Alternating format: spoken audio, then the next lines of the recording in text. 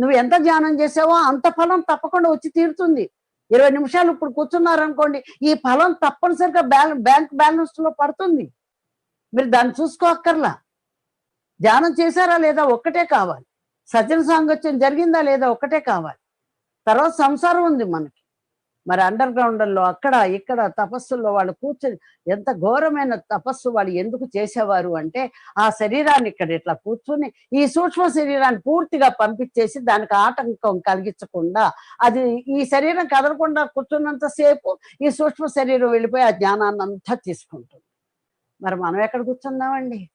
కోటాను కోట్ల ఈ మిలియన్ పీపుల్స్ అందరూ ఎక్కడ కూర్చుంటారు? ఏ అడవిలో కూర్చుందాం? ఏ అండర్ గ్రౌండ్‌లో కూర్చుందాం?